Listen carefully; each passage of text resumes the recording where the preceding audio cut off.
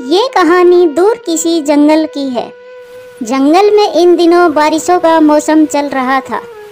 उस जंगल में कुछ पक्षी दूसरे जंगल से आए थे और उनको नदी की दिशा में जाना था, लेकिन वो आराम करने के लिए एक पेड़ पर बैठ जाते हैं।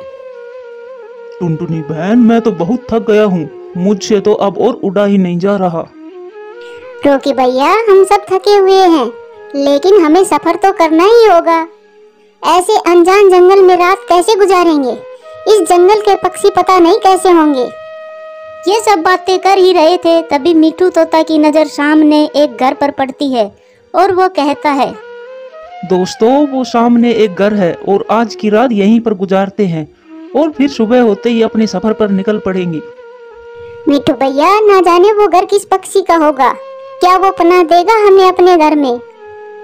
टुनटुनी, हम एक बार जाकर पूछ लेते हैं। ऐसा भी हो सकता है कि वो पक्षी दयालु हो और हमें आज की रात आसरा दे दे। फिर वो तीनों उस घर की तरफ जाते हैं। रोकी कबूतर दरवाजे पर दस्तक देता है, लेकिन अंदर से कोई आवाज नहीं आती। वो फिर दस्तक देता है। लगता है इस घर में कोई भी नहीं है। अब हम क्या करें? रोकी भैया, वो सामने एक घर और भी है। मुझे तो ऐसा लगता है कि यहाँ पर कुछ पक्षी रहते हैं और वो इस समय भोजन की खोज में गए हुए हैं। वो ऐसी बातें कर ही रहे थे कि वहाँ कालू कौवा और गोरी को भी आ जाते हैं। पक्षियों, कौन हो तुम और यहाँ क्या झांक रहे हो हमारे घर में? कुछ नहीं बहन, हम प्रवासी पक्षी हैं। हम नदी की दिशा में जा रहे थे। हम उड़ते उड़ते थक गए थे। हमने ये घर देखा तो रुक गए थे। आप हम पर दया करें और आज की रात हमें अपने घर पर रख। आपकी बड़ी मेहरबानी होगी हम पर। लेकिन प्रवासी पक्षियों, हम आपको बना बनाया घर ही दे दे तो कैसा रहेगा? ये सुनकर तीनों बहुत हैरान हो जाते हैं। क्या क्या मतलब है तुम्हारा कालू कौवा? हम समझे नहीं तुम्हारी बात ये है चिड़िया बहन, जो साथ में घर खाली है उसमें कुछ पक्षी रहते थे, लेकिन अब वो यहाँ से चले गए हैं और अब ये घर हमारे कब्जे में है। कौवा और कोवी, आप तो बहुत अच्छे पक्षी हो। ऐसे ही दूसरे पक्षी कहते रहते हैं कि कौवा बुरा पक्षी है। कबूतर, सब पक्षी झूठ बोलते हैं, लेकिन तुम सब मेरी बात पूरी सुन लो। वो घर तुम ले सकते हो, लेकिन बदले में किराया देना होगा तुमको। किराया? कितना किराया देना होगा हमें? चिड़िया, कुछ ज्यादा नहीं, बस 5 दाने गेहूं के हर रोज। ये सब सुनकर उन तीनों की आंखें खुली की खुली रह जाती है, लेकिन रात भी होने वाली थी और वो थके हुए भी थे। इसीलिए रोकी अपने दोस्तों से पूछे बगैर ही कहता है, हमें मंजूर है। हम कल से आपको 5 दाने गेहूं के ला दिया करेंगे। रोकी भैया, ऐसा कैसे होगा? हम कर लेंगे टुनटुनी, तुम चिंता मत करो। हम कुछ दिन यहाँ पर ही गुजार लेंगे। तब तक हमारे जंगल का मौसम भी ठीक हो जाएगा और फिर हम नदी की तरफ जाने की बजाय अपने जंगल ही चले जाएंगे। और फिर टुनटुनी और मिठू तोता भी रोकी की बात से सहमत हो जाते हैं। पक्षियों, जल्दी जल्दी बताओ, आपका फैसला क्या है? हमें और भी काम है। बहन, हमें स्वीकार है आपकी शर्त। तो फिर जाओ, उस घर में रहो और हाँ, कल से किराया समय पर दे जाना। और फिर रोकी कबूतर, टूनी चिड़िया और मिठू तोता वहाँ से चले जाते हैं। कालू, कल से तो भोजन की भी चिंता दूर हुई। मुफ्त में भोजन मिल जाएगा।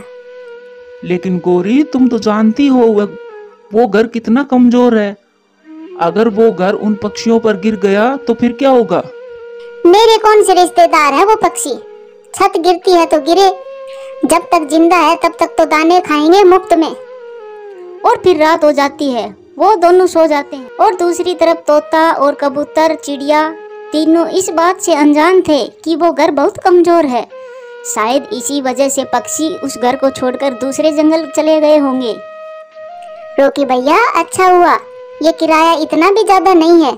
हम शाम को लौटते समय ले आएंगे 5 दाने गेहूं के। टुनटुनी बहन, बस कुछ ही दिनों की बात है। ये दिन ऐसे ही किराए के घर में गुजार जाएंगे और फिर हम वापस अपने जंगल चले जाएंगे। और फिर वो सब सो जाते हैं। दूसरे दिन गोरी सुबह सुबह ही उनके पास आ जाती है। पक्षियों, कैसा लगा ये घर? बहन जी, बहुत अच्छा है और हाँ, किराया भी ज्यादा नहीं है। ऐसा करना, शाम से पहले ही हमारा किराया पहुंचा देना। हम तो आज भोजन की खोज में नहीं जाएंगे। कोवी बहन, आप चिंता ना करें, हम पक्षी अपनी जबान के पक्के हैं। हम शाम से पहले ही आपका किराया पहुंचा देंगे। और फिर गौरी को भी वहाँ से चली जाती है।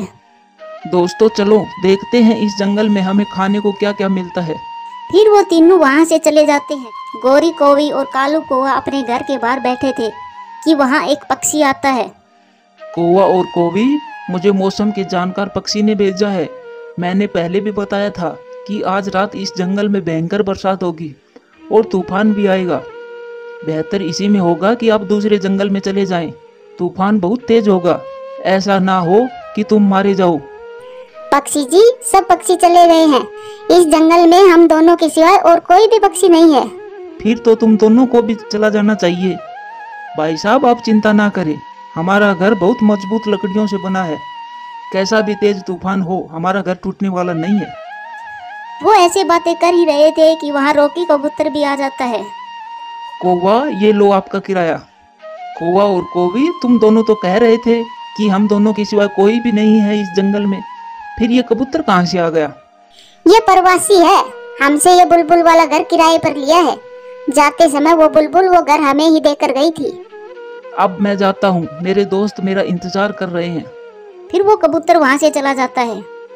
कौवा, वो घर तो बहुत कमजोर है और तुम दोनों ने लालच किया और उन मासूम पक्षियों को बताया भी नहीं ये बात।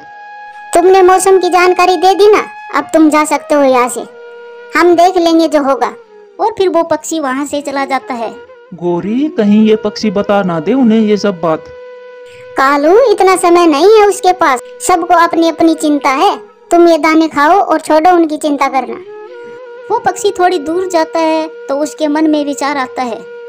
इन गंदे कौवों ने उन बेचारे पक्षियों को ये बात नहीं बताई कि वो घर बहुत कमजोर है और आज तो वो बारिश भी होने वाली है। मुझे यह बात उन्हें बतानी होगी, वरना मैं अपने आप को कभी माफ नहीं कर पाऊंगा। और फिर ऐसा सोचकर वो पक्षी वापस उस घर में जाता है जहाँ पर टुनटुनी व उसके दोस्त रहते थे। दरवाजा खोलो, जल्दी करो, मेरे पास समय कम है। क्या बात है पक्षी? मैं मौसम का संदेश लेकर आया था। आज रात बहुत भयंकर तूफान आने वाला है, इसीलिए इस जंगल के सब पक्षी दूसरे जंगल चले गए हैं। लेकिन भैया, कौवा और कौवी तो यहीं पर रह रहे हैं। उन्होंने ही हमें यह घर किराए पर दिया है।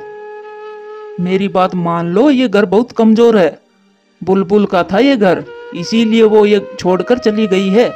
और वो कौवा और कौवी तो है ही लालची और उनका घर है मजबूत, इसीलिए वो नहीं गए।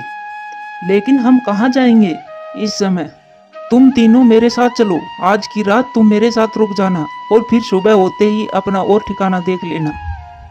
और फिर वो सब उस पक्षी की बात मानकर उनके साथ चले जाते हैं। कालू, कल से किराया कुछ ज्यादा कर दे। 5 दाने गेहूं के खाकर मेरा तो पेट ही नहीं भरता। गौरी, हमारा घर तो मजबूत है और आज भयंकर बारिश भी होने वाली है। वो घर तो बहुत कमजोर है, वो तो थोड़ी सी हवा में ही गिर जाएगा।